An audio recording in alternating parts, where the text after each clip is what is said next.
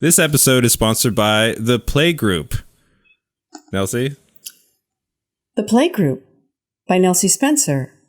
A funny, sexy novel about motherhood. Sounds like an oxymoron, but it's not. Yes, I lived it. I wrote it. It got published. You can buy it. Go to my website, nelsiespencer.com. Click on Buy My Book. Could it be any clearer? And I will send you a signed copy. Yes, I will. All right? Thank you. Tell your friends. Losing it, losing it, losing it, losing it, losing it, losing it. If you got a story, we don't care if it's happy or gory, so come share your losing it story with us. Hey guys, welcome to Losing It with Nelsie Spencer, where guests come on and tell a story of losing something, losing weight, losing their confidence, losing their hair, losing their fear of Denny's restaurants. I don't know. And I'm here with my wonderful partner in crime, Mr. Ronnie Whaley. How you doing? I'm doing well. Doing better. You're doing better. Better than? Better. What did I say earlier? Better than. We're trying to recreate it. We can't. Yeah. Better than I was before, I think you said. Yeah. Better than I was before. Or better than previous. Yeah. Better than previous. Better than previously. Okay. Yeah. So, so I know it was cold and then the sun shone. Oh, you have a story. Yeah. I have like a real story. Not like the other stories we tell aren't bullshit, but this one's got some twists, some turns. It's got excitement. I haven't heard this. I just saw a picture on Instagram where I went, what? Yeah. A picture and the timestamp was like 4:52 a.m. And I was like, okay. So, honestly, the theme of that day was that it was just one horrible. It was one literally shitty thing after another. Literally. Oh. Yeah. All right. I smell merch coming. I smell shit related merch. I forget how it started, but it started with, so we have our dog Lola here, right? We were talking about Lola. And it's funny that last week we were talking about, I was talking about Lola a lot, and then now I have the biggest story about Lola. Well, so she wasn't feeling... The biggest story thus far, because we really don't know what kind of exciting things are ahead for Lola. I really hope nothing else more exciting after this. Okay. We hope this is the pinnacle. Yeah. Yeah. So, just burped right there. Anyway. That's good. It's all right. Go ahead and burp. So Lola wasn't feeling well. Uh-huh. And she wasn't eating food. And this is the last weekend, and we were like wondering what was going on. Yeah. And so she wasn't eating food, and then she started like pooping all around the house, and it was like diarrhea poop. Oh. Yeah. Yeah, and it was like a diarrhea poop. Which is upsetting because, first of all, nobody wants poop in the house. Yeah, no. And no one wants diarrhea in the house. Because a nice solid dog poop you can pick up with a paper towel, right? Yes. But diarrhea poop is a lot of work. Yes, and also especially if it's on a white carpet. Oh, no. Yeah. And that's what happened. And then you're worried about your dog, too. Yeah, and we're like, what's going on? Like, she didn't want to eat, that day. And then, she was having, the diarrhea. And then then it was like on a white carpet. And then we were watching a movie, Boz and I took an edible. I took a gummy edible weed, and because I was like, it's whatever, Saturday. Like, I'm just going to relax and watch this new movie. It's time to chill. I mean, the dog's pooping, but I'm going to chill. Yeah. And plus I was like, I wasn't spending time with the dog as much as Abaz did. So I was like, whatever was probably Abaz's fault. I'm not gonna blame him because I don't know what happened and he doesn't know what happened. But he had his eye on her the whole time. So if she ate something, you know, it's not on you. That's all you know. It's not on you. That's all I know. So you're gonna eat an edible and relax. Yeah, and watch this movie with Abaz. So we're watching the movie, and I gotta ask what movie it was. It was a new movie called Bad Trip with Eric Andre. You gotta watch it. It's such a great movie. It's like it's a movie that is the narrative. There is a narrative, but the movie is built around pranks, real life pranks. So if you've seen Bad Grandpa, if you know that movie, it's the same concept. I haven't seen it. I know of it. Okay, so Bad Trip. Yeah, it just came out. It's number 1 on Netflix right now. So we were watching that, and we were maybe 20 minutes in, and so we're in the living room, and next to the living room is the sunroom that has the white carpet, and the lights are off in there, and then I hear and I'm like, gee, I wonder what that could be. Yeah, we don't have a sundae machine, you know what I mean? We don't have an ice cream machine in there. So I was like, what is that noise? And then I was like, Abaz, I think Lola is making a mess in there, and he gets up like, oh my god, and he turned on the lights, and it's the white carpet, and it's just a pool of poop. We're like, oh god. So Abaz cleans it up. We go watch the movie again. Literally 10 minutes later, I hear the same noise out of the same room, and she's going again on the same white carpet. You know what I mean? Oh god. Yeah. Let me tell you, we have a dog. But I have noticed that if you have a dog or a cat that's about to throw up, they will always walk towards the rug or the carpet. They will never throw up on the hardwood floor where it's easy to clean it up. They'll always walk towards the carpet. So Lola is brilliant. You said she was smart. And so she's like, where can I poop where it will cause the most damage? So she went for the white carpet. Yeah, seriously. If it was a black carpet, I would be a little bit, it'd be better. Than a white dark carpet. Brown. A dark brown carpet is what you want. This isn't a rug. This is a carpet that's in the, you know what I mean, right? Like, it's not a rug. Yeah. So anyway, so obviously after that, and by the way, it's like 2:30, 3 a.m. Like, we just been up, right? And she's been up, pooping. And, after the second time, and she's, by the way, she's leaving landmines around the house, she has a problem, so there was literally she pooped probably 6 times in different areas of the house, and it was just a horrible mess. And we, at that point, we had to let her out. So we let her out to, do her business, right? And so she went out. Abaz has been letting her go out to the front lawn. We're in a forest, right?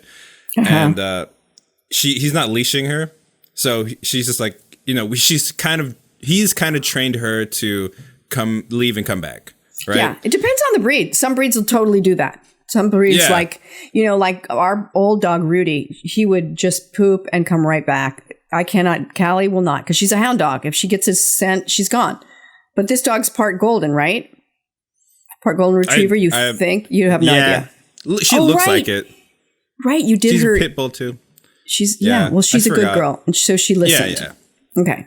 Yeah. So Buzz lets her out into the dark forest, and then she comes back 10 minutes or maybe 5 minutes later, and I'm sitting on the couch, and while I'm sitting on the couch, I hear her come in. She sits next to me on the ground, and then I see she's acting kind of weird here, and I'm like, okay, what's going on? I'm looking over, and she's doing this with her paws. I'm like, what's going on? To her snout. Then, she's rubbing her snout. Yeah, exactly. She's doing this, and then she kind of looks like she's catching something, and she turns over, and then I swear to God, there was porcupine quills coming out of her face, and I'm pretty sure I saw them come out of her quills, right? And I was like, oh my God, there's a porcupine in the house, because she's trying to grab something, right? And I was like, oh my God, and I screamed, and I was like, Boss, all I said was, a boss, porcupine, and he's like, what? And he sees the dog with, half her face here has porcupine quills. And also down here on her chest, and it was 3 a.m. And the boss was just the humanity, like it's just one thing after another with this dog. The humanity. It was just like one thing after the other, like the diarrhea, and then she wasn't eating, and then now the porcupine. And so I was like, I was running around. Not having a good day.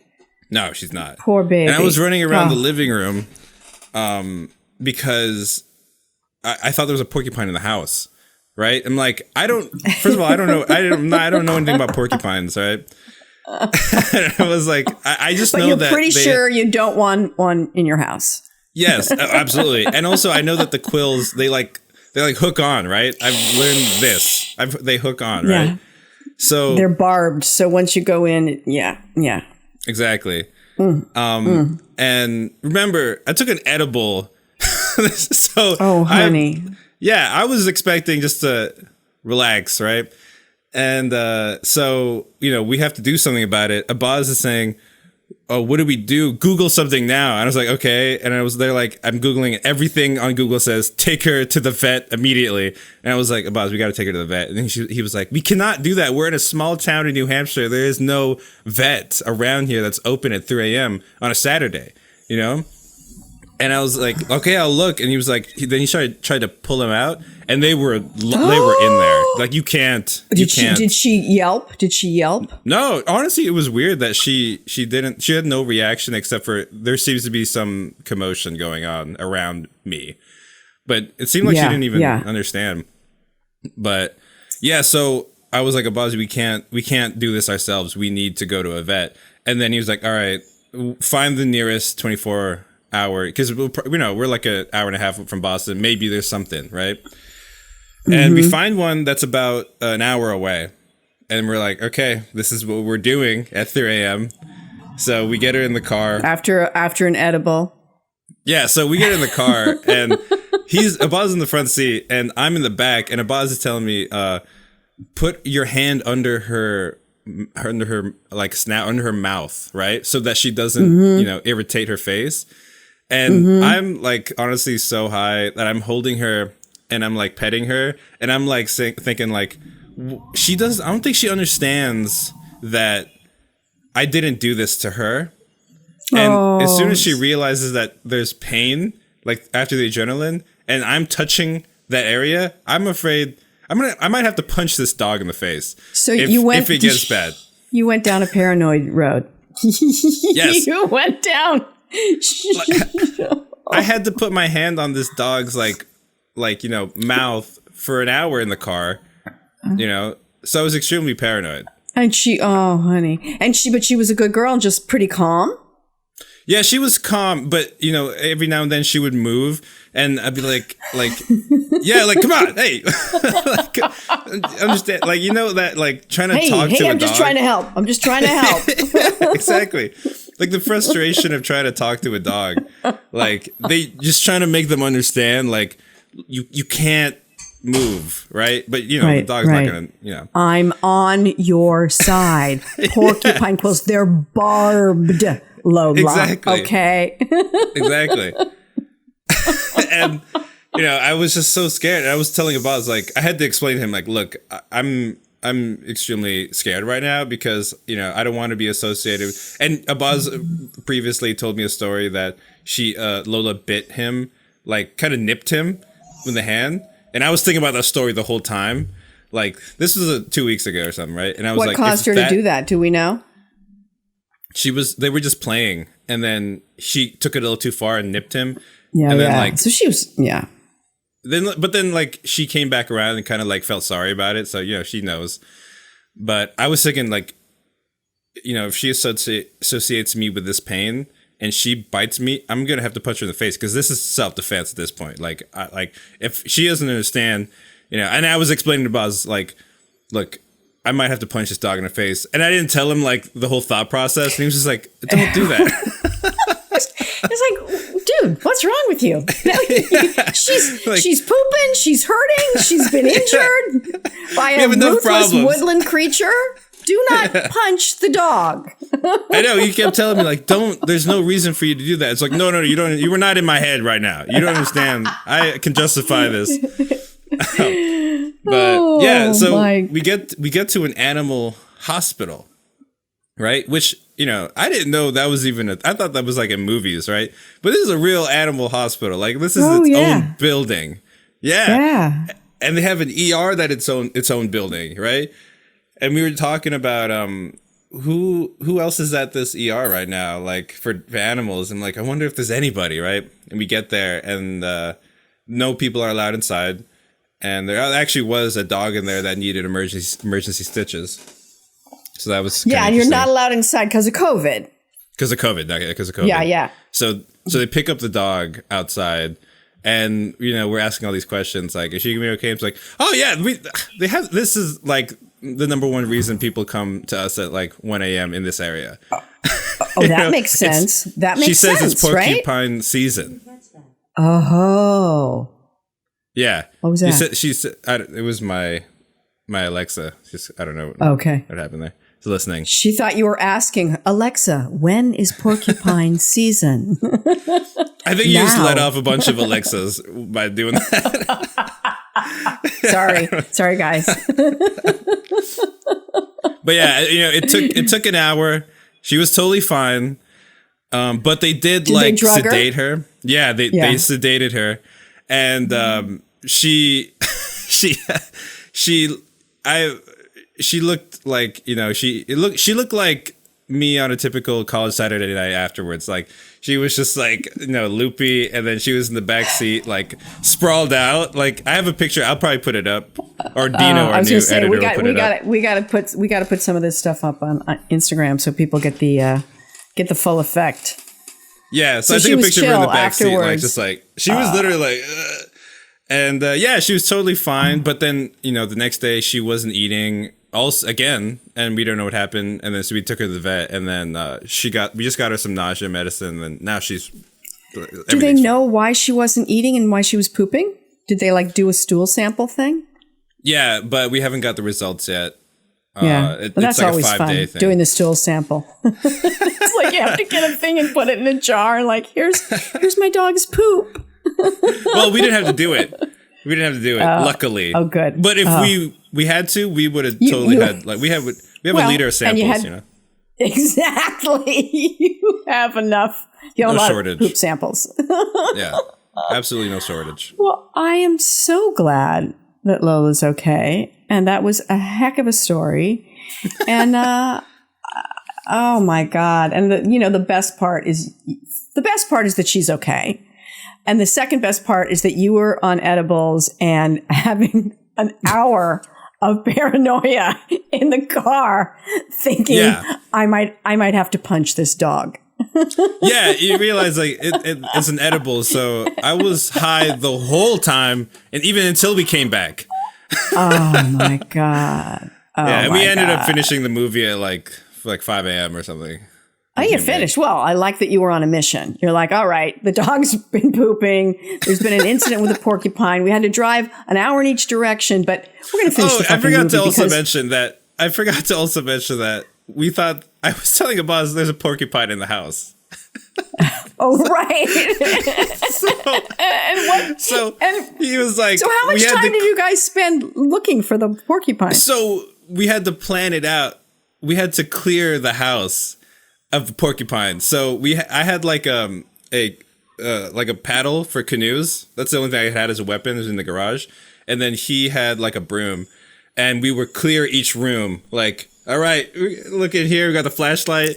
Clear. Like you guys think you're like FBI agents. Exactly. Clear. Like now, go. And so we cleared the whole house. You got night vision goggles on. Yeah, exactly. And you know what? Like he explained to me like, are you sure you saw a porcupine? And I was like, I'm pretty sure, man. And the thing is, I looked up what porcupines looked like, and they're big. Porcupines are big. They're big. So, but then I was picturing a hedgehog. It's like a tennis ball, right? So yeah, and you can kick a hedgehog's ass easily. Yeah. They don't have in quills. Reality, there was probably no porcupine. I think we can kind of count on that. There was no porcupine in the house. Yeah. Because you would have seen it when you did the house sweep, the porcupine sweep. Yeah, you wouldn't have missed it if it was, how big a porcupine was. Yeah. Yeah. Oh my God. God. Yeah. Well, I have a dog story, but we don't have time for that. And I think that my dog story would pale in comparison. So I will leave it for another day. And suffice to say that Callie is fine. Okay. We'll do it next week. She also went to the vet, but we'll definitely do it next week. Yeah. There was an injury. There was exciting. A vet visit. There were drugs involved. There's many parallels. Not my drugs, her drugs. Oh, okay. Okay. Her drugs. Yeah. No edibles on this end. Hey, lucky. I think I will probably go to my grave having never eaten a gummy edible, which is okay. I've had a lot of fun in other areas. Yeah, no, I'm not when you say, and I'm like 6 hours later, you're still high. No, that's my nightmare. That is my nightmare. Honestly, it was not even my first choice. But, Yeah. Okay. What are you going to do? Yeah, you just couldn't score any heroin? What was the thing? What was your... The guy was out. What was your first choice? The first choice was to smoke it. But all we had was the edibles because the roommate here, that's all he had. And then, we just, that's all we had. And it was like, Saturday and nothing was, what are you going to do? What are you going to do? I didn't think that was going to happen. Oh, no, of course not. You didn't say, let me take some edibles because I think Lola's about to have diarrhea all over the house and then get attacked by a porcupine. And I'd rather experience that really high. Yeah, exactly. All right. So I think it's time for us to not welcome our guest because we welcomed him when we met him. But we've got a good episode and let's get to it. Yes. Am I right? Kamaliza. Yeah. Okay. Kamaliza. Here we go.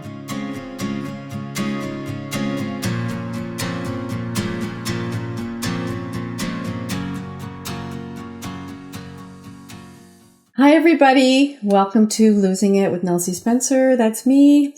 The podcast where I have a guest come on and the guest tells a losing it story after we chat and get to know each other and all of that. So I'm really excited. Ronnie finds these guests that are so amazing.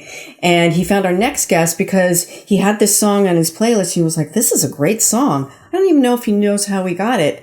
And he reached out to him, and to our delight and surprise, he said yes. And he is coming to us all the way from Australia. So we're recording this on a Tuesday in the US, and it's Wednesday there. So we're talking in the future. So he's a singer-songwriter. I've had a chance to listen to some of his music. He does R&B. At least that's how I would categorize it. We'll ask him. But his stuff is so beautiful. He has this gorgeous voice. His talent with lyrics is mind-boggling. So please help me welcome Cam. I should have my glasses on because Cam Salamba also goes as Kamaliza, but most people call him Cam. Cam, hi. Hey, thank you so much. What a beautiful introduction.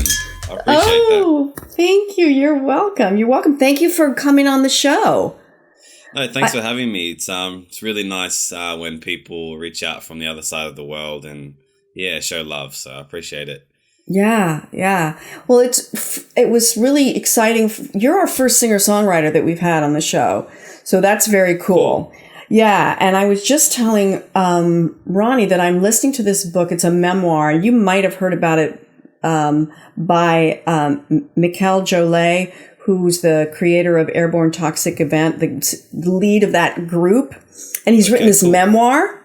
Mm-hmm. It's a great memoir, but I've just gotten to the part in the memoir where he's talking about his whole process of writing songs and getting his band together. And it was like all day I've been preparing for talking to you about it because I've been inside the head of a songwriter. And so it was very cool. So if you haven't heard of him or the memoir, I highly recommend it. But tell me a little bit about, you're Australian, you were born in Australia. Give me a little backstory. Yeah, sure. I guess stop me if I, start rambling on. But basically, I am a 30-year-old male musician. I don't know if you guys can tell. and I write R&B music, and I've been writing music for about 10 years now. I've been in a band called Olympic Airs. That was like the first ever band that I was in. We wrote music that was like kind of like new disco, kind of dance type stuff.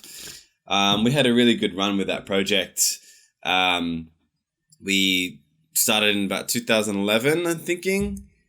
And I love new disco. I love old disco. I'm, you can probably tell I'm old enough to be. Awesome. I was there when it happened. So I love disco. I love dance music. I was a dancer before I was an actor. Before I did all the other things I did in my life. So I love dance music, and I grew up on R&B. Like, perfect. Huge R&B fan. Yeah, I think that's where I got all my sort of vocal sensibilities from, because it was like new disco music, but the way I delivered the vocals were kind of like R&B, And I think disco has kind of gone hand in hand with R&B, even the old stuff from the 70s too, I was just listening to, I listen to a lot of 70s and 80s music when I work out, and I'm a big Harold Melvin and the Blue Notes fan. Are you familiar with them? Yeah. They have Teddy Pendergrass. Now. Oh, yeah. And Wake Up Everybody. Do you know that song? I don't know that one. Oh my God. So go to Spotify. Teddy Pendergrass has this gorgeous voice, as you know. And if you like Wake Up Everybody, and there's a few of their songs that are totally R&B disco. I mean, crosses the line completely. Yeah. Totally. Like with the disco beat with those beautiful R&B vocals. Yes. I think they're definitely synonymous. Those two genres, they have a lot of history together. So, yeah. Who were your big influences growing up? I think the earliest ones that I can recall would be Metallica and Coldplay, I would say. Oh, interesting. Yeah. So initially I was in like metalcore bands where like I was screaming and playing like heavy punk type music, if you will. So I think that's where I got like a lot of expression from, the type of lyrics where I'm not going to sugarcoat anything. I just kind of say what's on my mind. I think metal is really great at that. Rock's really good at doing that. A lot like rap, I think, too, Yeah. So do you have, can you quote me a lyric from those days that's really raw like that? Like a lyric that you wrote? Can you think of one doesn't have one that I wrote when I was younger? Yeah.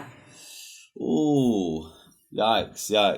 Or were most of those metal bands when you were in that phase, were you doing mostly covers, or did you write stuff in that genre? Yeah, we were writing original music. I mean, at the time we were only like 14. It was funny because I was only thinking about this the other day. I was walking past my friend's house that I used to write music with. I can't remember the lyrics, but there's this one acoustic song that I reckon will still hold up today. Yeah. And maybe I'll bring it back. Yeah. But no, the lyrics are very, very emotional. I love that though. Come on, pull one out. Pull one out that might be like when you were when you were 14, you were like, Yeah, for sure. I'm trying to think. There was this one line. It was like, "Wake up, don't say that I need you." I'm not gonna give you I'm not gonna sing it for you. I'm not gonna do that because otherwise I'll be screaming into the microphone. Like, so it's no R&B vibe. Wake up, no, but the really yeah. Oh my goodness. Well, so you're 30, but you've been doing this music since you were 14. Yeah, half my life when you. Wow, more than half. Yeah, that's right. Yep, that's awesome. This year. And did you grow up? I mean, I know these are all the stock questions, but I have to ask them. Did you grow up with in a musical household?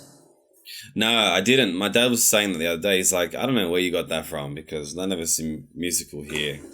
So isn't that interesting? So you didn't grow up like I grew up. I'm a baby boomer, and so I was really lucky that I grew up with my dad listening to Ella Fitzgerald and Judy Garland and Errol Garner and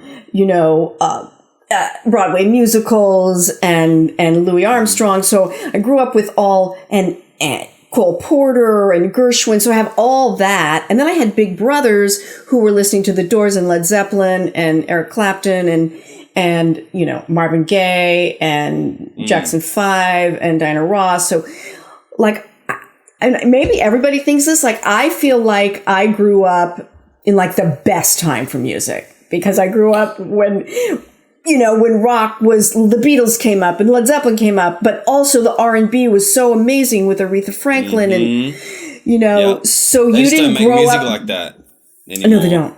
They don't. They don't. But you know what? I don't know if that makes me sound old, but like I just don't. But there's a little bit of an R&B throwback that's happening now, don't you think? Oh yeah, big time, right? Yeah, definitely. Yeah. Yeah, I mean your stuff. I mean you know, truthfully, I only just started listening to you because I was going to interview you, and your voice is so beautiful, and you have, you know, when you go up into your falsetto, I'm like, oh. You know, and I felt the reason I asked about an influence because you reminded me a little bit of Marvin Gaye.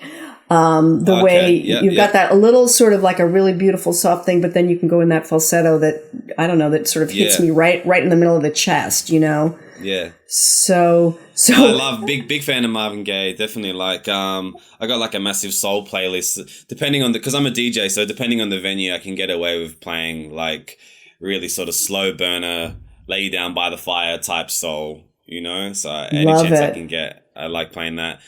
Sometimes I'll have a brief where I have to play house music, but during my headphones in the queue, I'm listening to soul music and not even yeah, so they look at you and they think, you know, he's not really on the beat. Yeah. Right? Because you're like, and they're all I don't know about this DJ. He doesn't seem to have the rhythm. And then when I know the house song's about to end, then I go, all right, now I better actually play a house song. But nobody knows. That's a secret. Then you got to get it back into that DJ vibe, right? Yeah. That's so funny. That's so funny. Okay, so you grow up. Where in Australia? I mean, it's a big place. It's a big place. There's a town called Penrith, which is near the Blue Mountains. So I'm about like 15 minutes away from there. When you drive down the Blue Mountains, that's where you first see the Welcome to Sydney sign. So I'm literally the first Sydney suburb sort of thing before, it begins. So like, are we talking half an hour from Sydney or 20 minutes? Or an hour? Okay. Yeah. Okay. Yeah, an hour. So I just was listening to your song Aqua, right? Isn't that the other song? Agua. Yeah. You know, I should have called it Aqua. I just wanted to be clever and use Spanish. No. Agua's good. It's good. It's just the stupid white lady, so I apologize. So, and I thought this guy spent a lot of the time at the beach. Did you grow up near the ocean? I mean, you're an hour from Sydney, so were you an hour from the ocean? Because Sydney's right on the water, right? When I wrote that song, I was living in Bondi, and my house was 2 minutes walk from the ocean. Like it was, I could poke my head out and I could see the ocean. It was like incredible. It was a really inspiring time for me. I can feel the ocean in that song, and I think you have waves, right? Do you have the wave sound in the song? Yeah, that's right. Yeah. And it's like your love. I was like, this guy. I thought to myself, he was a beach kid. That's what I thought to myself. I grew up near the ocean and loved it. Yeah, go ahead. Yeah, that's where I really fell in love with the beach because prior to that, I never imagined myself as a per se beach person, you know. But I absolutely there was nothing better than getting something to eat, writing some music. Being like, I'm going to go jump in the water now. And I just would do that and then come back and write more music. It was just like, it consumed me. Yeah. That's fantastic. That's fantastic. So when it comes to songwriting, and now all my references are going to be this Mikel Gillette guy because I'm listening to his book. He talked about spending 8 months on a single song. Like, what's your process like as a songwriter? Does the melody come first? Does the lyric come first? Does it sometimes does it happen quickly or does it happen slowly or is it a mix? It's always a mix. The initial songs I released, the first song, Zermatt, that was about 6 months. And Zanzibar was about 8 months. And then I won't name all the songs, but I know Zenith was about 5 months. And then, the rest vary. Like my next single that's coming out in this month, actually in March, I've been working on that for nearly 2 years. Wow. You know, like some just require a little bit more love than others. Like it's like a big piece of stone and you're chipping away at it. And some ideas come really quickly and you know exactly what to do, but just some require a little bit more TLC than others do. I love the way you put that. Some require a little more love.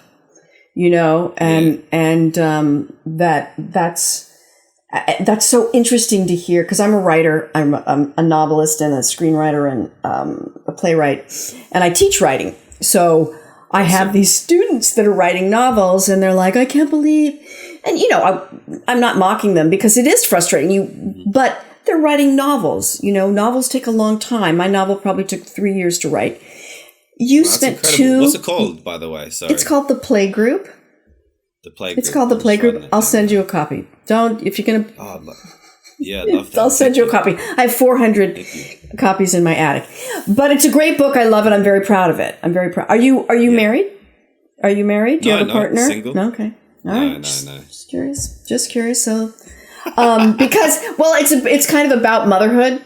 Right? So, okay. Yeah. See, that's what I love. I like reading books about stories that have nothing to do with me, because that's how I grow. Like, there's some great books that I've been reading. Mating in Captivity by this Belgium sex therapist. Oh, yes. Yeah. Esther, I heard about it. What's her name? A Belgian sex therapist. We all need one. Yeah. We all need a Belgian sex therapist.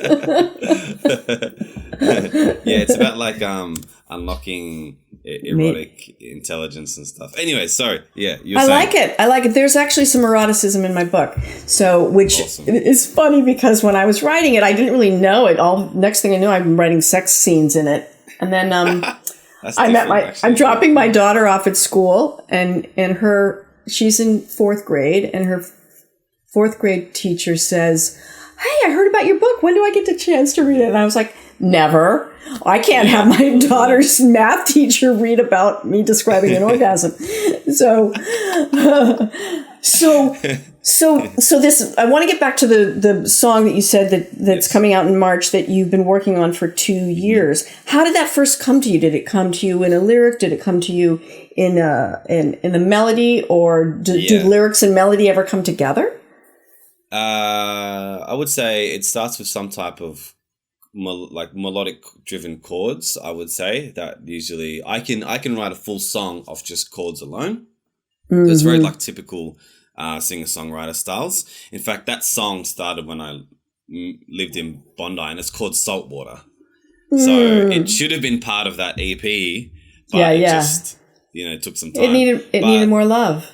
That's right. Yeah. So that started off with it started off with some sample guitars I found, and then I just built on top of that. And then I wanted to add additional keys, so I had my friend Nico, who's really great with like writing really nice lush R&B chords. He came in, but like I said, for the most part, keys, chords, vocals, I'm good, and then it's just building from there. Wow. Yeah. Gorgeous. And it just my job as, I guess, a songwriter is to try and translate what the music is saying. And what's really funny is I've noticed that, like, if I find that I may have used if I've used a beat that someone else has wrote lyrics to, the what's the sentiment behind what each party is saying is the same. You know what I mean? Because it's sort of like you're saying that in a sense that the melody dictates the lyrics. Yeah. In a sense. Yeah. Oh, that's interesting. Yeah. That's or it might really be like interesting. the overarching theme would be hardship and hard times, and like different artists will say 2 different things, but still goes back to the same theme. That's so interesting. Yeah. I find music, I love music, obviously, and I love dance, and I love the power of music, and how it can transform you. And I'm always interested, like when there's a minor chord, when sometimes you hear a song and and the minor chord, I always feel like I want to have an MRI on my brain when I hear that minor chord, because I know it strikes something in me that I can't put language to, but that is heartbreakingly beautiful, and creates this emotion. It's so magical, isn't it? It is magical, yeah. It's like literally rearranging your molecules, and shaping us, And one of the things I noticed too is in listening to your lyrics is you said you have this lyric that you are my prototype, And I think in that same song you have a really good rhyme with something, and then molecule is the rhyme. I can't remember what it was, but yes, right. I've gone blank as well. That's all right. That's all right. You know what song that is? Yes, what song that happens in? Let's tell the listeners. I think it's that's in Zenith. And when the water's getting deeper now. You've rearranged my molecules. I think they say that. Yeah. I like that. I like that one. I like that word, molecule. Yeah. And prototype, you're my prototype. It's like, man, I like the way this guy's brain works. I'm a word person because I'm a writer, And so when I hear a lyric that isn't just like, Spoon, June, Moon, not to say Spoon, June, Moon is bad, but, where somebody's, I don't know, where you've rearranged my molecules, using that as a metaphor to talk about love, like, that's just delicious. Thank you so much. No, it's honestly means a lot to me. And like, this is the most inquisitive anyone's ever been about my lyrics, and that's something that I pride myself on. So I genuinely appreciate it, Well, I noticed it right away because first of all, you've got this gorgeous voice. Secondly, I can hear the lyrics. Do you know what I mean? Because sometimes you hear a song, you're like, what are they saying? So I can hear the lyrics, your lyrics, and you're so smart about your use of language. So you got me. Do you know what I mean? You've just got me between the voice and the lyrics and then you throw in that falsetto.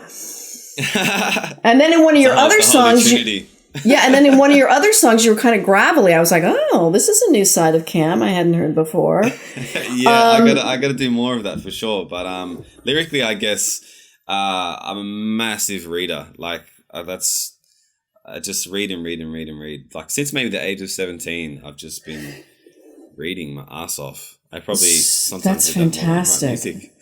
Fantastic. Do you have a fave? First of all, okay, I'm going to go back because I'm realizing. So, Metallica and Coldplay. Sorry, which I did not see coming, and then you did new disco as you called it and R&B. How did you go from these influences of Coldplay and Metallica, which to my mind are pretty different in terms of their approach to music? I mean, Coldplay is much more melodic. I mean, it's that sort of wall of sound thing. I don't really know what I'm talking about, but it's a big sound, but it's very melodic with all the piano and everything. And then Metallica is, it's pretty much basic heavy metal, no? Yeah, that's right. Yeah, how did your evolution go from that? I would say it was the trip that I took in 2015 to Europe. That was like my sabbatical, if you will, where I went away for months and just got inspired. I went to as many museums as possible, obviously like different landmarks, and you know what? I think it was the museums though for me. I just soaked up all different mediums that had nothing to do with music, but just got me looking at things in a different perspective. That makes me think of David Bowie, who's very visual. He has had a lot of visual influences in his music, and he's always would talk about artists and going to museums, and so that's interesting. And that created a change in you. It did. And then I guess sonically the change was when I started going to when I was in Berlin, I went to like a techno rave, and I was like, what the fuck is this? And that kind of just made my head explode. So that's when the electronic sounds started to dig their way into my sound. Yeah. Wow. And then, would you define yourself now as an R&B singer? Is that how you would what you would call yourself now? Yeah. Alternative R&B, like I spent all of last year experimenting with all different R&B styles. And now I'm going to kind of pull them all together and make something unique. And I'll ask you this again, but I want to ask you now. So where's the best place for people to find your music? I would say any of the DSPs you call them, like Spotify, Apple, SoundCloud, it's definitely available there. But if we want you to make money, Is there any way for you to make money doing it? Like, I feel like I heard, you know, the rates, what I mean? the rates are not entirely yet in the favor of the artists with those type of DSPs, but I have definitely made money, and you know, those type of like Spotify and Apple and iTunes and all of that have paid for some of my biggest trips around the world. So I have to give credit to, you know, first of all, me, and secondly, the DSPs. I love that so much. For making great music. First of all, I'd like to thank me. When you win the Grammy, you just say, first of all, I'd like to thank me, because I really did a great job. I love me a lot. No, right, but you know, the music's got to be good enough for people to to give it that replayable quality. So yeah, no, I can't knock them too hard. You know, when I see articles about, you know, the cents of the dollar with Spotify and stuff, I'm like, it's not that bad, you know. But look, there's new revolutionary ways. I urge any artists or musicians that are listening to this right now to look into non-fungible tokens. It's a growing world at the moment in cryptocurrency, and it could really revolutionize the way that artists make money off music. Non-fungible tokens? Tokens, yeah. So digital arts that's transferred via cryptocurrency. So you could create like a digital visual of, like, you know, a moon or something, and put my music over the top of it and license 10 original copies to, say, you know, super fans, and they all bid for that. And the way blockchain works is that it can only communicate with a particular key. So that's why how you know the validity of the piece of artwork is unique to you. And oh my God, the world is changing so fast that I have a whiplash. But it sounds very cool. It is. It's so cool. And lastly, I just want to say, like, there's potential for artists to make revenue for the rest of their life, because every time that the artwork is sold, there's a ledger. So that ledger stipulates, okay, it's gone from this person to that person to that person. But as an artist, you're always the original person on that ledger. So artists can receive commissions of, you know, 10 to 20% every single time that piece of artwork is sold again. So that's something I'm really excited about, and I just wanted to share that. That is very cool. I'll make sure that we reference that. Do you have fungible stuff? Am I saying it right? Right now, I'm trying to do 100 hours of research. I read like 50 articles about it, all these YouTube videos. I want to make sure that I have everything sorted before I go into that world. But it's definitely something I'm really excited about. It sounds very cool. Cool. But in the meantime, people can download your stuff in all the usual places, right? Yes. Yeah. And I mean, I love your stuff already. Like, I'm a big fan. Because of all the reasons I mentioned. Your melodies are gorgeous. Your voice is gorgeous. Your lyrics are, you know what, for me, it's like they're smart and they have all this heart in them.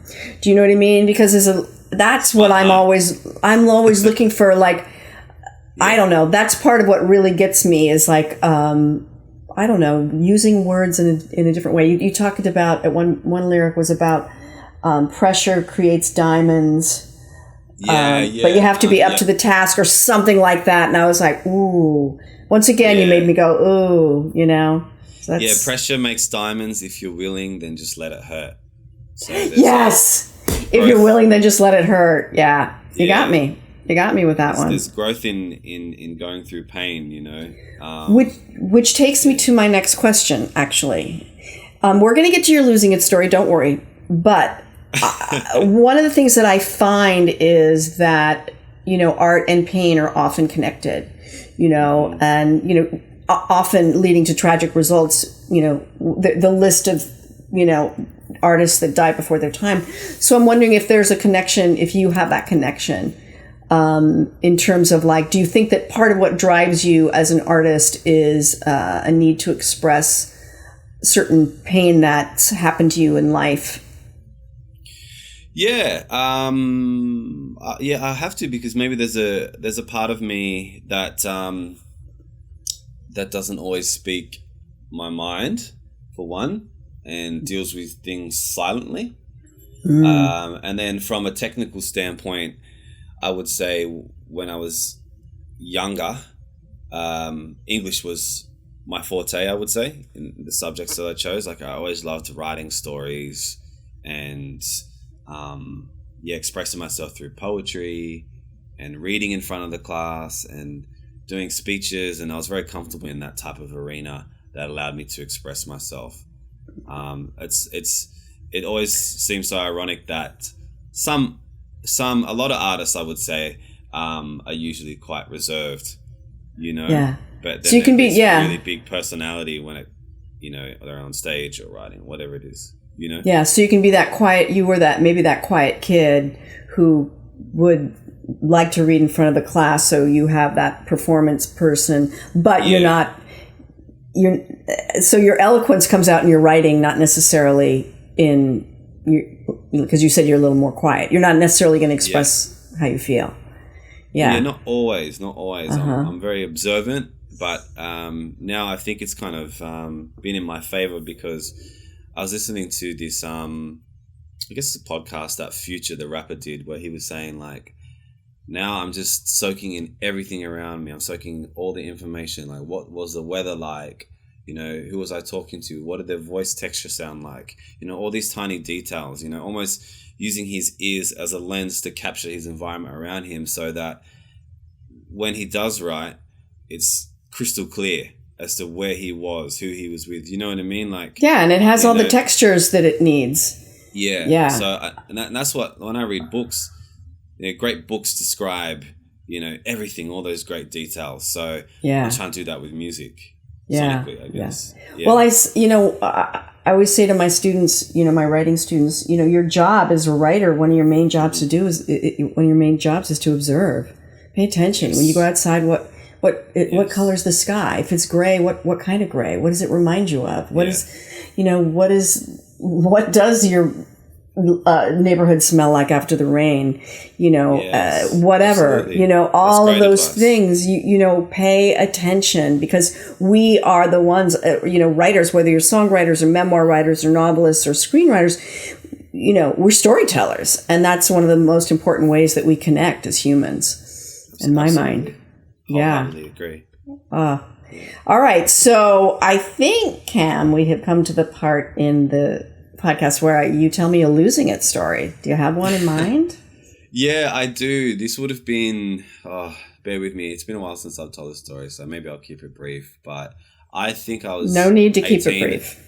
Okay. I was 18 at the time, and I was at a kick-on, and I had every single chemical under the sun. What you have to tell the slightly more mature woman what a kick-on is. I have no idea what you're talking about. Oh, sure. A kick-on is like an after party, an afters, if you will. Oh, okay. Yeah, after you go to the club, you kick on to the next place. Okay. All right. So I think I'll probably go to my grave never having done that, and that's fine with me. But maybe not. I'm coming to Australia. Yes, then we're going to kick on. 100%. We're going to kick on, baby. Okay. So you're at a kick on. You got a lot of drugs in you. Yeah, this would have been by this point, the sun was well and truly up. And it would have been about I would say 8 o'clock in the morning. We were still going. And I thought I had the fantastic idea that I would sit at the edge of my friend's apartment, hang my legs over the top and listen to some music, And when I was there, my phone fell down to the next story. So the next apartment block, the roof of the apartment block below. And it would have been about, I would say, 2 stories down. So I was like, shit, I'm looking at my phone. It's still there. It's still intact, but it's a little bit busted on the side. I'm like, I have to get my phone. So I jumped down about, I would say it was close to 2 stories. I kind of scaled as close as I could get down this little pipe, and then I just dropped myself, landed, got my phone, but I was literally on the top of someone's penthouse. Okay, so I'm looking down and and it's 8 o'clock in the morning. 8 o'clock in the morning, and I'm like, how the hell am I going to get out? You know what I mean? Their door's locked. There's nobody home. They had a sky roof. So let me ask you a question though. Okay, so you have a gig. This is the after party. It's 8 a.m. You said you were every chemical. How high are you at this point? Or are you almost back to normal, or are you still really super high? Like, the reason why I did it was because, I was that high. I just thought I was Superman. Anyway, there was no way that I was getting down and through their house and knocking on their door like an awkward person saying, hey, can you let me down? Because they just weren't home. So the only thing left was this massive drain pipe. It would have been about 2 feet wide that went 6 stories all the way down to the courtyard. So I scaled that the whole way down and just inch by inch just slid down this big drain pipe. And you got your phone now. You have your phone. I got my phone. It was like an iPhone 3G at the time or something. Not worth it. But when I think of that, I'm like, what the hell were you thinking? Like, you literally could have been paralyzed. Like, you're an idiot. Like, I shudder at how high I was, both like literally and double literally, because I was high in the head and oh my God. And every time I think of that story, I just shudder. I'm like, don't ever get that high again. So yeah, that's my. And have you gotten that high again since then? Truth. Yes. Yeah. Plenty of times, to be honest. Probably more. Kids, don't do drugs. Kids, don't do drugs. Don't do that. So, but, and that, okay, so you lost your iPhone, but did you lose your iPhone or did you lose your mind? That's the question. Both. Yeah. No, I mean, I got the iPhone back in the end, but like, yeah, it's more of I just feel like super like ashamed when I think of doing that for a piece of technology, like risking my life like that. Like, it was literally like a 7-story drop right behind me. Like, my God. If I fell back or I lost my grip, that would have been it for me.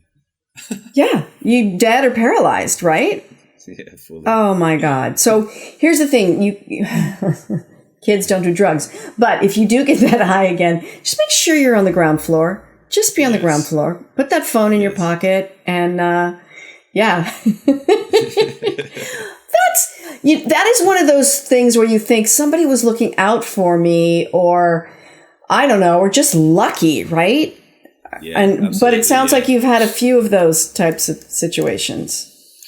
Yeah, for sure. Like, I think when I was like 18, this might sound really lame, but I'm just going to tell the story anyway. One time I was at soccer training and I saw this big fuck off shooting star. It was like super big and shiny and green. And I was like, you know what? Fuck it. I'm going to wish upon this star. And everything that I wished upon from that star has come true to this day. I said I wanted to be a DJ full time. I said that I wanted to write music for a living. I said I wanted to travel the world, and it all came into fruition. Oh my God! You know what I'm saying? Like, that's fantastic. Keep dreaming. Don't let. And for anyone listening, like, don't let anyone think that you're lame for going after something that you love, or find out what works for you. If it's astrology, if it's spirituality, if it's wishing on a shooting star, if it's reading, whatever it is that gets you going, just keep following that path. I'm with you. I say dream big. Why not? Yeah. Why not? Because amazing things happen to people all the time. And if we can't conceive of it, if we think, oh, that's never going to happen to me, you're probably right. But if you have that dream, go for it. I've done nothing but follow my dreams in my life. That's I wanted to be an actor. I went to New York. I went to acting school. I wanted to write a play. I wrote a play. I wanted to write a novel. I wrote it. I always say to my students, where would we be if Shakespeare had said, oh, maybe I'll just journal? Where would we be if the greatest artists decided to do something practical? That's right. We wouldn't have Van Gogh. We wouldn't have all of the amazing music. If the artists hadn't followed their dreams. Yeah, we say in the show, you got to risk it for the biscuit. I like it. There used to be an ad for the lottery in New York City, and the slogan was, "You got to be in it to win it." But I like you got to risk it for the biscuit. I'm now going to be quoting you constantly. That's good. I like that. So this new song that's coming out in March that you've been working on for 2 years, what's it called? It's called Saltwater. Saltwater, that's right. So you've got agua and you've got saltwater. Of course, I got waves as well. My God, my goodness, that is so fantastic. you said something when you were telling. Oh, soccer. We're soccer. I'm a soccer mom. We're a soccer family. Yeah. What position did you play, or do you still play? Forward, I was playing up front. I was a striker. Yeah. You're a striker, right on. Yep. So you could put it away, huh? Creative, fantastic. Creative striker. Yeah. But yeah, no, I did a couple seasons of playing soccer. That came after, but it just seemed to work for me. I just really picked it up. And you play pro or semi-pro? Oh, definitely or not. Just fun. Yeah. Just fun. My husband played soccer starting when he was 11, all through, through college. And then both my kids played soccer. And my son is a soccer coach right now. That's one of the things he does. Yeah, nice. Yeah. Perfect. So we're big, and he's also a surfer. So we're a beach family. We're a soccer family. So, Cam, this was so lovely. And, listening to your music, I knew that I was going to like you. But I really appreciate that, how articulate you are about your process and how much you shared. I don't know. I think Ronnie told you that we end with 3 questions. Okay. Yeah. Okay. The first question is there something you hope to gain in the next year? Yeah. Financial freedom. I like it. I want financial freedom. Good. Is there something you hope to lose in the next year? My ego. Wow. Let me know if that happens. and if it does, let me know how it happened, because that's good though. Maybe just good. That's a good goal. That's a good goal. So you want to gain financial freedom, you want to lose your ego, and is there something that you hope you never lose? My compassion. That's lovely. Fantastic. By the way, in terms of financial freedom, don't forget that you're limitless. Yes. Humans are limitless. We're limitless. So when that fear comes in, we have to remind, this is what I do all the time. When the fear comes in, I go, oh, that's right, I'm limitless. Fear about whatever. Fear about not having enough money. Fear about something not working. Oh, that's right, I'm limitless. I love that. Isn't that a good one? That's a good one, right? Absolutely. Yeah. This was so lovely. Thank you so much for coming on, and for guys, go to Spotify, iTunes, wherever you get your music, and Kamaliza, Kamaliza is where. That's right. And Cam Salamba. His stuff is beautiful and heartfelt and smart, and you'll love it. Thanks so much. And if anyone wants to follow me, you can. The best stuff for all my music and behind the scenes and how I make music and all that type of fun content stuff on Instagram, just at Kamaliza Music. And you'll find me. Excellent. Yes, thank you. I usually ask for that and I forgot, but good. Absolutely. Good, I got you. Follow him on Instagram. I love Instagram, and I'm going to follow you immediately. Yes, let's go. Yes. So thank you so much. Keep making music, and keep being limitless. Appreciate it. Make sure you send me the book too. All right. Copy. So I have to get you. Yeah. Okay. I'll get your address. Okay. There. Good. All right. Bye. All right. Kamaliza, handsome R&B singer-songwriter from Down Under. Yeah. What a nice guy. That was great. Nice. Super chill guy. Super nice and really talented. If you guys haven't listened to him, check him out on Spotify. My God, his music is gorgeous. Ronnie just stumbled upon his music, and that's how we got him on, right? Yeah. Isn't that true? A friend of mine made a playlist, and then I was taking songs from his playlist to make my own playlist, and he was on that playlist, and that's how I found him. And I just messaged him. He's amazing. Yeah. He's amazing. Yeah. And I'm about to send in my book because I'm slow at that kind of thing. So, oh my goodness, we have a letter. I think we have a pretty amazing letter, right? So the letter, talk to me. We asked for, what did we ask for? We asked for like crazy procedures or losing lost hope. Yeah, or crazy, crazy surgeries, wacky surgeries. I think Ronnie coined, which I think is like. But this letter don't think it was a surgery. I didn't read all of it. I don't think it's a surgery, but I think there was an incident involved that might have needed something. Well, he had an injury. Okay, here we go. Dear Nelsie, when I was in the 10th grade, I had been saving up for a longboard. For anyone that isn't familiar, a longboard is essentially a skateboard that is designed for cursing, but I believe he means cruising and going down hills. I know what a longboard is. They're cool. I mean, I look at one of those, I think I might even be able to do that. I know I can't. They're fast. They're fast. They're faster than a skateboard. I like to think of it more as street surfing. The week I got it, I brought it with me everywhere. Of course, I leave after school with my friends to go hang out at our local water tower and eat sandwiches, in quotes, as they say. Wonder what that means. The road going up to the water tower can be pretty much described as a 45-degree quarter-mile straight shot with a U-turn all the way at the bottom. Oh, shit. And given it's a little back road, it's kind of clunky, gravel/concrete mix. Not ideal. Oh, my goodness, honey, this is not going to end well. Cut to the chase. My friend dares me. Oh, see, daring is, oh, God. It's already made a mistake right there. Daring. Jesus. Cut to the chase. My friend dares me to go down it with my new longboard. I'm young and invincible, and my attitude is, fuck it. I start rolling down this bad boy style while they're in the car behind me. Oh, my God. And I reach the point of no return. Again, for those of you who aren't familiar, it's the point where you're going fast enough you won't be able to jump off without probably hurting yourself. Oh, my God. I'm on the board with him.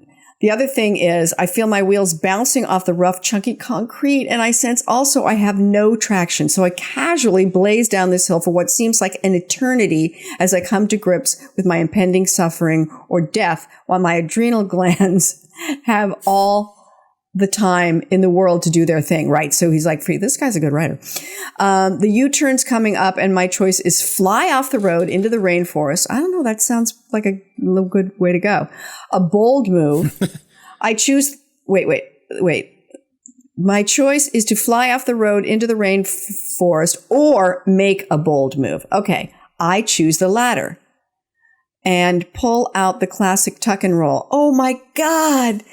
Oh, this is also a good time to mention I'm shirtless. Jesus. Oh, God. Every mother molecule in me is freaking out. Because again, young and invincible. My world tumbles for a spin or two, and I pop back up on 2 feet, relieved I'm not dead or unconscious, and actually not in any real pain either.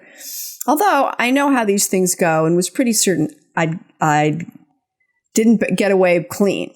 As my friends pull up the car behind me, laughing their asses off, I ask them to look at my back. Their faces turn from laughter to horror. Turns out I almost half the skin off my back with a good few patches out of my right hip. I lost almost half the skin on my back with a few good patches out of my right hip all the way down to my shin. Oh my God. Personally, I didn't feel much. That is until I was at the school nurse tent. Didn't feel the need for a hospital. Oh, brother. My goodness. And they're pouring alcohol. Oh, my God. What is it? A Western? We're going to have to give him a bullet to bite on? Jesus Christ. Oh, pouring alcohol all over me as the adrenaline wears off. Also, of course, there was sports competition going on at the school at the same moment. And a good handful of people asked how I got that from playing soccer. Oh, shit.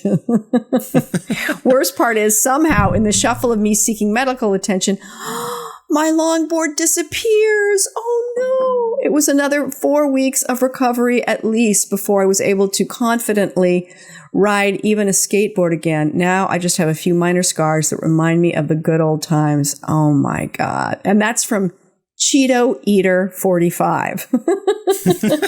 Well, you know, he takes chances everywhere. Longboards, the kind of food he eats. I'm assuming it's a guy, and that might be sexist of me, but man, that's a story. Didn't have a shirt on. Good point. Yeah. Didn't have a shirt. Well, you never know. What is that? You know, titty proud. What is the thing where women want to be able to walk? I'm titty proud. Women want to be shirtless. They think if guys get to be shirtless, they free the nipple. Free the nipple. Yeah, I like titty proud better. Hey, I'm titty proud. I'm pretty titty proud. I'm pretty titty proud. I smell merch. Wow, that's a good story. And he was laid up for a while, right? Oh, I'm sure. Oh man, I can just his poor mother. That's all I can think about. I mean, him too, of course, him too. But oh man, that's a good story. My palms are sweating from reading that story. Yeah, that was stressful. Oh, well, that's a good story. Yeah, good story because he's okay. Good beginning, middle, and end. Well written. And don't be stupid, guys. Please don't be stupid. I'm saying guys because I think guys have a bit more of a tendency to like take a dare. Right? Oh yeah. Yeah, for sure. I dare you to do whatever. No, I don't think so. Fuck you. I'm not doing it. Although I have a stupid dare story from childhood, which I won't go into now. We'll save it for later. So have you done anything that stupid, Ronnie? Probably. You did. You did. Did I? With the guy with the knife to your neck. Oh yeah, that was pretty stupid. That was pretty stupid, but it worked. Yeah, it worked. I don't think I had a plan. You didn't know. No, that was the wang wang talking. That was definitely the wang wang talking. Yeah, but it got you out of the situation. Yeah. Forget about that sometimes that happened. It's super out of character, Yeah, that wasn't you. It was the wang wang talking. So let's think about next week with Kamaliza. What's a good fan story? I don't think we've done like crazy like drug stories yet, because that's what his story was. Like he had a good drug story. Yeah. Right, climbing down the like crazy person. Yeah. I mean, that's it. A good drug story. A good drug story where you did something really stupid and you lived to tell the tale. Right? Yeah. Obviously, if you didn't live to tell the tale, you wouldn't be writing the letter. Right? That goes without saying. Yeah. Exactly. Okay. Send your letters to your stories to losingitcontact@gmail.com, or you can DM us on Instagram, Losing It Podcast, or you can put it in the comments below on our YouTube channel. And did I get them all, Ronnie? Yeah. It's all in the links in the description. So I don't ever have to do that. Now that I've gotten it down and I'm waiting for you to be so excited that I got it right, you're like, yeah, it's all in the links in the description. Audio listeners though, audio listeners. Yeah, they don't know. Right? Don't diss our audio listeners. All right. Are we done? I think so. I think we did it. We did it. Okay. So do me a big favor. Give Lola a kiss for me. Please do not punch her in the face. Please, I beg of you. I'll try. And remember, don't poop in the ocean. See you guys next week. Bye. Losing it, losing it, losing it, losing it, losing it, losing it, losing it. You came and you listened to the story. I hope so much that it didn't make you sorry, and I hope so much that you'll come back again. Losing It, hosted by Nelsie Spencer, produced by me, Ronnie Whaley. Theme song by Hunter Williams. Follow us online on YouTube, Instagram, Facebook, Twitter, and all podcasting platforms at Losing It Podcast. Viewers can email Nelsie with questions or comments about life, writing, comedy, or even your own Losing It story for a chance to be on the Losing It Podcast at losingitcontact@gmail.com. For everything Nelsie and everything Losing It, visit us at nelsiespencer.com.